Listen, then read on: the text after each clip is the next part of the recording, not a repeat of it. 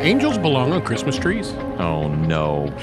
Damn. That little angel that you see on the grave of somebody at the local garden cemetery. Is that an accurate depiction? No. This is the fastest that Dan has ever broken Ben in an episode. That was literally the reason I bring that up. Sentence. We're talking about angels today, and he brings up Christmas and angels because he destroyed Christmas about 5 years ago in his sermon on angels about how all your ideas on angels, they're wrong. I am very passionate about this topic because we are in Theology 101. Yes. And welcome to Life Talks. Yes, My name is welcome. Dan. I'm with Ben. We're the teaching pastors at Life Fellowship in suburban Charlotte. And our topic today is going to be angels. We're getting into angelology. Yeah. Angels. Angel. Well, I mean, the study of angels. Okay. We're that's what we're talking about. All right. But to me, really, I hope people are going to listen to this because, I mean, I almost think it's a dangerous misrepresentation of angels that we have adopted culturally in our culture and in Christianity. So. You know, it's interesting. I agree with you. I think it's interesting that as the culture, as our American culture got more secular over the last few decades, it became, much more interested in the spiritual and angelic. Mm-hmm. They may not have been more interested in the idea of God, but they definitely are more interested in, all these things about angels. Remember, I know this is about 30 years old, but Touched by an Angel. Remember that show that was on? Yep. There was all Michael Landon wasn't. Yeah. Was it Michael? No, that was Highway to Heaven. Oh yeah. But he was an angel. He was an angel there. That was the 80s. Then you had Touched by an Angel. Then you had all these there's just all these people became infatuated with the spiritual beings being our helpers. But again, I think it reflected this idea that man was at the center of things and angels are there to serve them, as opposed to angels are created beings there to serve God, to messengers and they're beings to help assist man, but they're really there to serve Jesus. And I think that's this secular humanistic. We've kind of morphed. We love the idea of angels helping us. Yeah, but the representations that we have of angels goes back to medieval art. Very much so, because they feminized them. Of course, they feminized everybody masculine in those days. Yeah. And then they put wings on them, which are indicative some angels have wings, some don't. Well, and again, the subcategories of cherubim, seraphim. Yeah. So we have to understand that. But I think if the average Christian came face to face with an angel, they'd wet themselves. I mean, seriously, this is going to cause in their heavenly form. I think fear so. and terror and surprise. And, So I angels are very. I think one of the things that this is the one ology. Okay, out of all the ologies that Christians get like, ooh, like this is exciting because we do like this idea of the supernatural. And I think there's a little bit of a mysticism, and it's because the Bible doesn't really do what's the word? The Bible doesn't necessarily care that much about explaining much about angels. It gives you kind of like snapshots of here's what angels are doing, and you have to piece together all these things to come up with this patchwork look of if we're systematically looking at angels and saying this is what they are and this is what they do. You're literally picking verses here and there, and they're just tiny little things. And so, there's not a lot in the Bible about angels. And so I think it's really important that we don't become infatuated with them. I think that's one of the most important things. Yeah, and I think one of the reasons why they aren't more emphasized in Scripture is God knows human nature would be to worship them.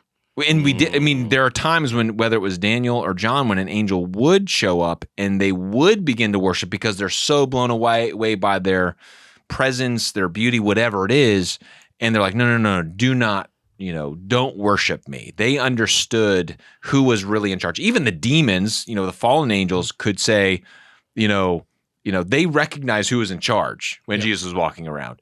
They understand that because they have been on the other side of the veil, they have been in God's presence, so they know who's really worthy of worship. Yeah, and one of the things I think, I want to ask you about is, the hierarchy of angels as we get into it. But let's go back. Let's begin at the beginning. Okay. And let's talk about. Give me a definition of an angel or an explanation of an angel. Yeah. So I'm gonna base this on Grudem's definition of angelic beings, and he says created spiritual beings who help God carry out his will across time and space. Okay, let's break that down a little bit. Yeah. First of all, we recognize they're created. Yes. Secondly, we recognize that they're primarily spiritual, not necessarily physical. Yeah, and this is where, there are some theologians that this would be a debatable issue.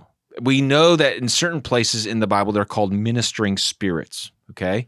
But at the other times, there seems to be descriptors of physical realities, whether, is in Ezekiel and Revelation, where there are these descriptors of these seraphim, cherubim, the four creatures that have these features, wings, faces, they don't look like a normal thing for us, or like a creature we've ever seen before. Like the end of Genesis, like the at the end of the Garden of Eden, it describes a fiery sword. Yes, like that seems like an example. Yeah, so there are.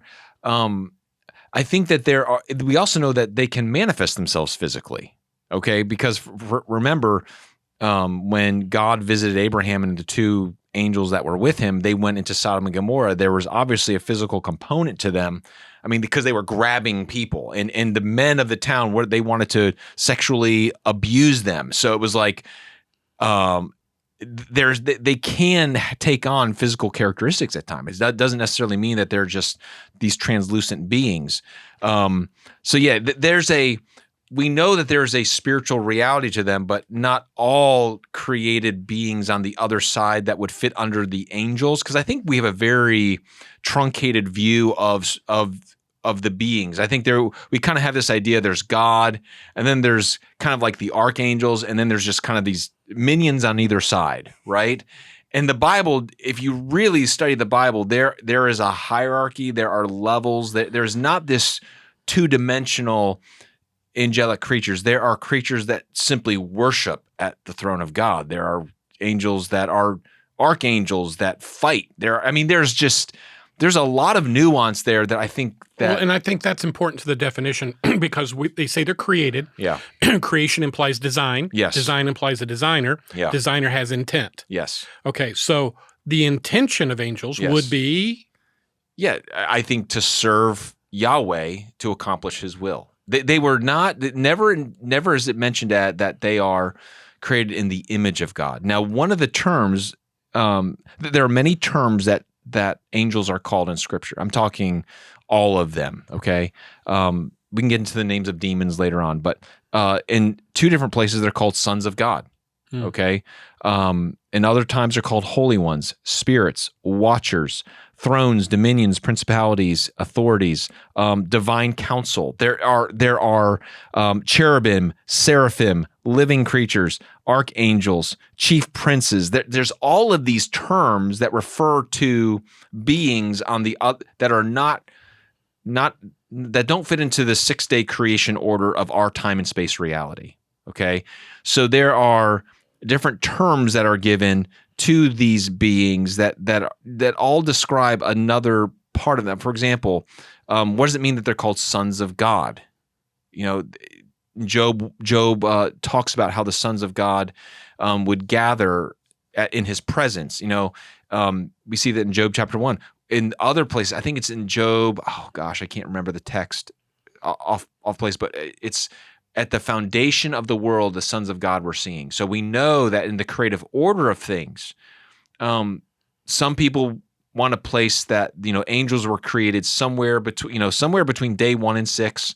Because it says before the foundations of the world were created, the sons of God were singing. So this idea of created maybe day 1, day 2.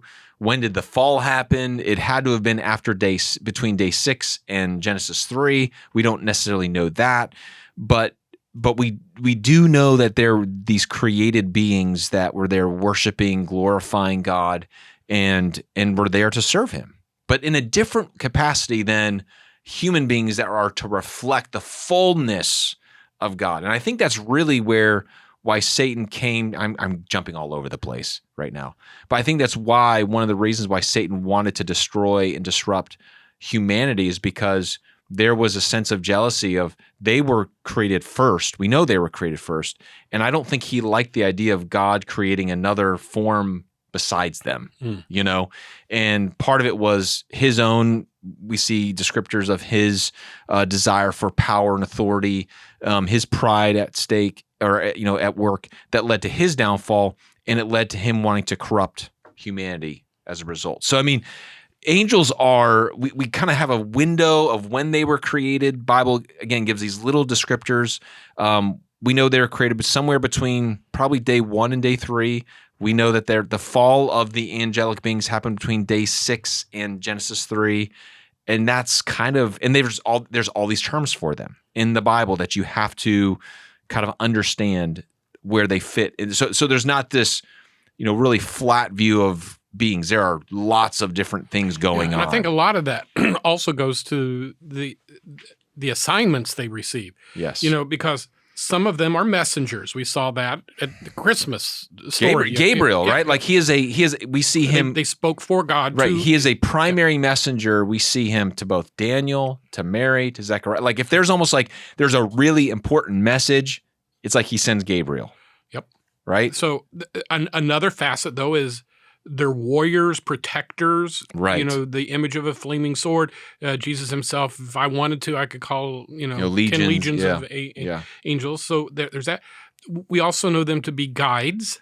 Yes. And servants. Elijah was ministered to and directed by an angel. Yep. So are there other assignments they have? Are there unknown assignments? Are they utilitarian?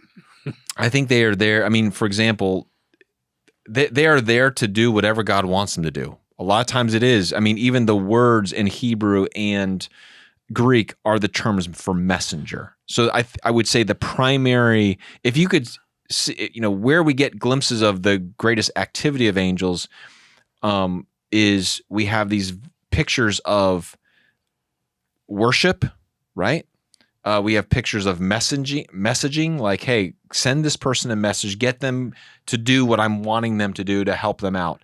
And then there's a war going on. There's battles going on. We see these, again, when the veil is pulled back, we see, it talks about in Jude when Michael and Satan were disputing over the body of Moses, right? There's something going on there. We see in 2 Kings chapter 6,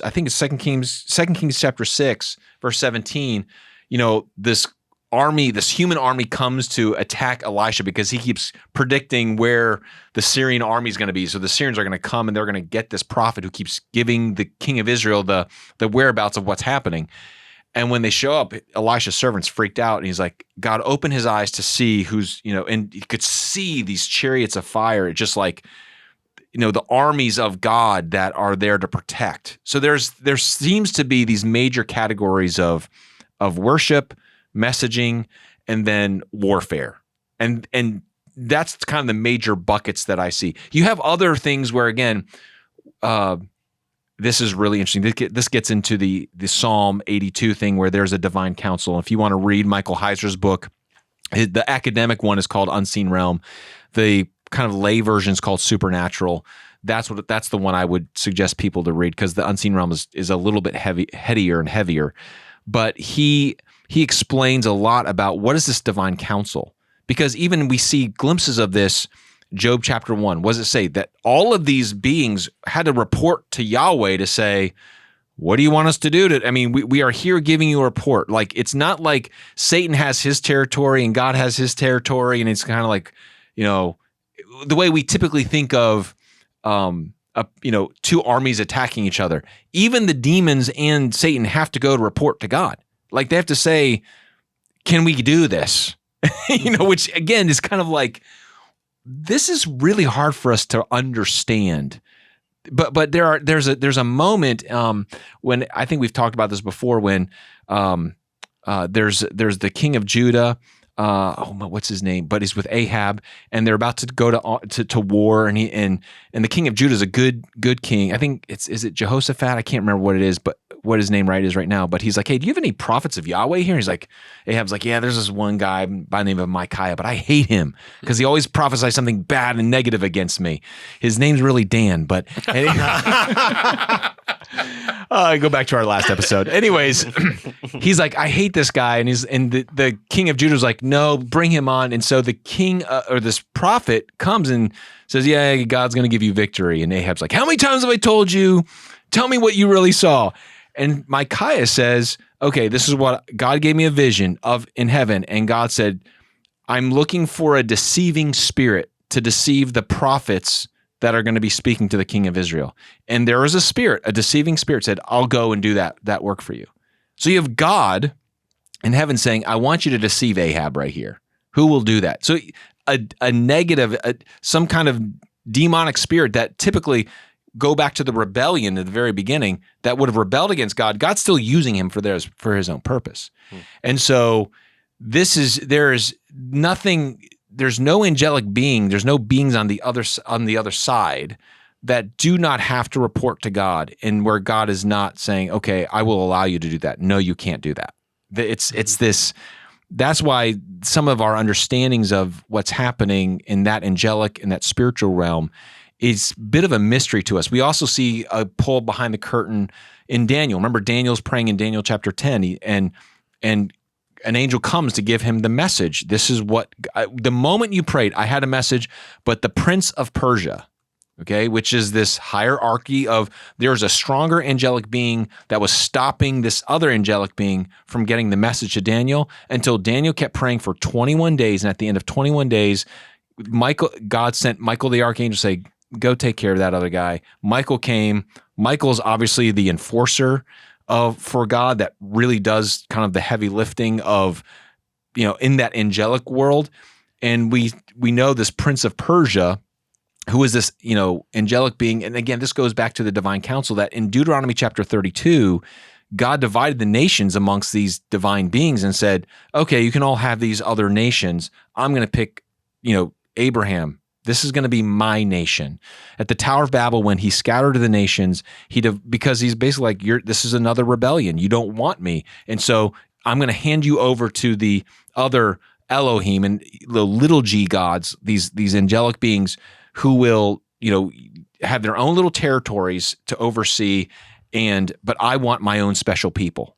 And so, yeah, it's just, you have these snapshots that give us a glimpse into what's really going on. Yeah, and perhaps no one in modern times at least has opened that went portal, so to speak, into that world like Heiser did. Heiser was, absolutely. And so that's why, if you're going to explore this, I don't think you're going to be well educated unless you've at least looked at his findings, theories, and so forth. Absolutely. So there's one thing I want to make sure we get to before, and then you can kind of wrap it all up. But talk to me about guardian angels. How many times have we had people say, my guardian angel did this and so forth? So talk to me about those. Yeah, I mean, so guardian angels, they're this is a disputed area. There are some, they're not explicitly mentioned in No, Scripture. the closest you have is probably Matthew chapter 18, verse 10, when God talks about the angels that somehow help children, okay?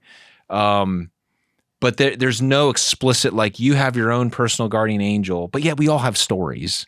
Like, you have stories. I have a story. I have a story. I've got a couple stories of something happening that just was like, whoa, that has to have been, there's no other human explanation for it. Now, I mean, there could be, but it's like, no, I'm not sure. Not apparent. Yeah, so I think we should tell some stories. Let's tell some stories, Dan. People will think we have lost our mind. No, they won't, because I guarantee you people have stories of we know that. Tell your grandma's story. I'll tell my grandma's story because I knew your grandma and I loved her. So my grandmother came in 2013 to live with my mom. She was diagnosed with dementia. She couldn't live on her own anymore. And so when she came to live with my mom, and my mom was next door, she lived next door from me and my family.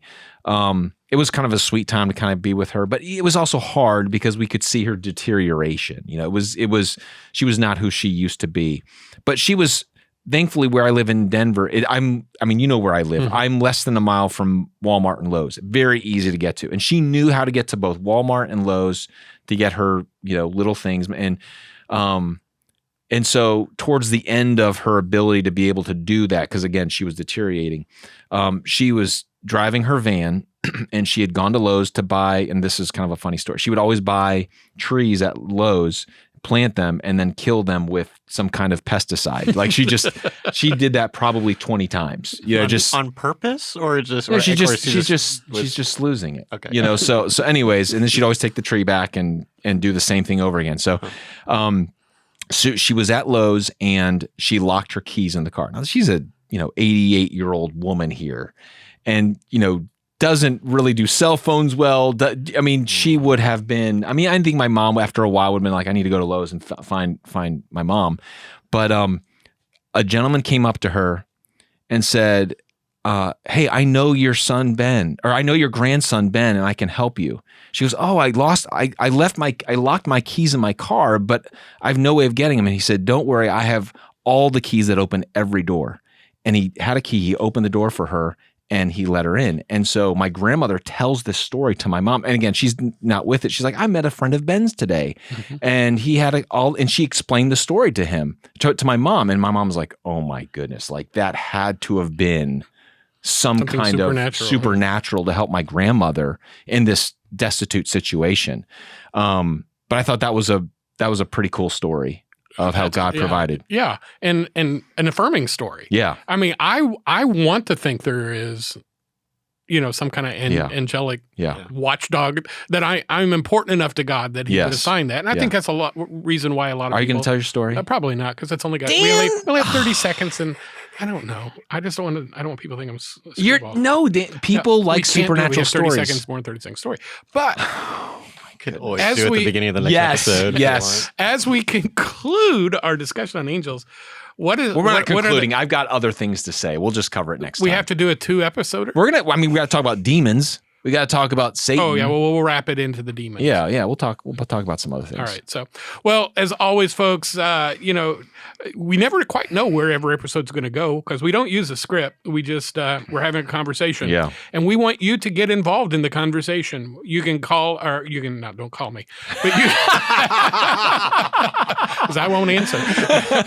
But you can always email us at lifetalks@lifecharlotte.com. If you have questions or if you want to suggest an episode, please share us with your friends and neighbors. But as always, we thank you for joining us here at Life Talks.